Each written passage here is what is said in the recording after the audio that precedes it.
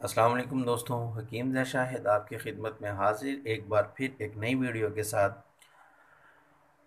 दोस्तों, जैसा कि आपको बताया था कि मैं आपको जड़ी बूटियों की पहचान के बारे में वीडियोस बनाने वाला हूं, तो ये भी उसी सिलसिले में वीडियो है।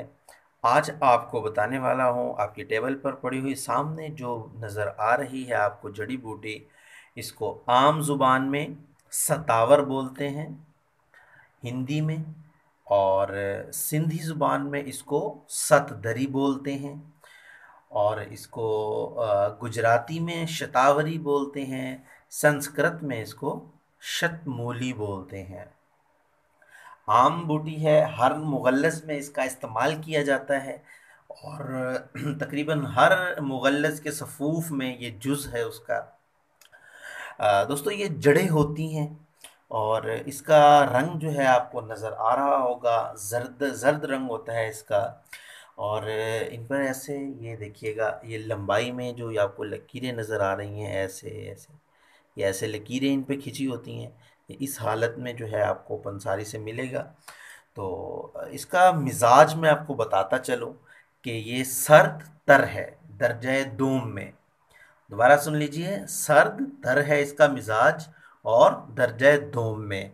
दोस्तों, ये मुकव्वी बा है बहुत ज़्यादा, और मुगल्लज़ है, मादा मनविया को गाढ़ा करता है। और औरतों का जो दूध अगर बच्चों को फीडिंग करती हैं, अगर उनका दूध खुश्क हो जाता है, कम हो जाता है, तो इसका सफ़ूफ बनाकर उनको इस्तेमाल करवाया जाता है, उसमें दूध में उनके बढ़ोतरी हो जाती है। दोस्तों, इसको ज़्यादातर जो है मतलब कि किसी नुस्खा के साथ इस्तेमाल किया जाता है मुख्तलिफ़ चीज़ों में।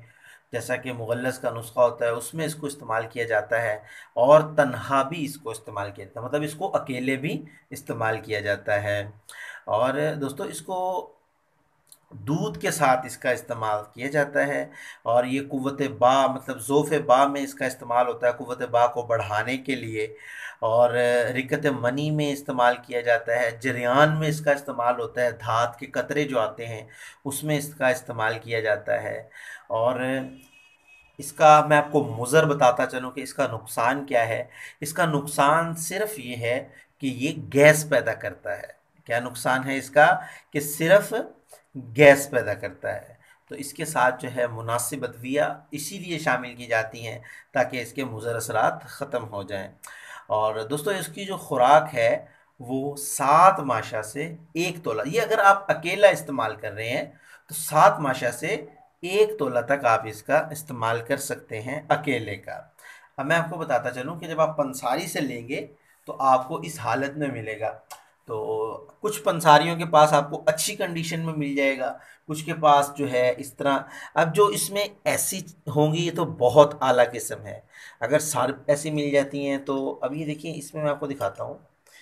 ये देखिएगा, ये मतलब थोड़ी सी पुरानी हो गई है, और इसमें कुछ को ये देखिएगा, जैसे ये है, इसको जैसे कीड़ा लग गया। ये मैं पंसारी से लेकर आया था, तो इसमें मैं इसको ज़ाया कर दूंगा, ये मेरे इस्तेमाल में नहीं आएंगी। ये इसका कोई फ़ायदा नहीं होने वाला, इसमें कीड़ा है, मतलब इसको लग चुका हुआ है। तो कोशिश करें कि जब आप ख़रीदें तो उसे कहें कि ताज़ा में दे दें। तो बहरहाल इतना खालिस तो कहीं से कुछ नहीं मिलने वाला, तो कुछ ना कुछ उसमें शामिल होता है। तो आप जब भी कोई चीज़ लाएं, मैं आपको यही चीज़ समझाना चाहता हूँ कि जब भी आप कोई जड़ी बूटी लेकर आएँ उसकी अच्छे से सफाई ज़रूर कीजिए, और सफाई करने के बाद उसका वज़न कीजिए ताकि नुस्खे के अंदर उसकी मिकदार पूरी हो जाए। मतलब अगर नुस्खे में 100 ग्राम लिखा हुआ है, आप पंसारी से 100 ग्राम लेकर आते हैं और जब उसकी सफाई करते हैं तो उसमें से तकरीबन 20 से 30 ग्राम आपका ज़ाया हो जाता है। तो आप उसको ऐसे नुस्खे में डालें तो आपके नुस्खे की मिकदार कम हो गई। तो जनाब, आप जब सफाई कर लें फिर उसका वज़न कीजिए, और जो नुस्खे की मिकदार हो उसके बराबर उसको कीजिए।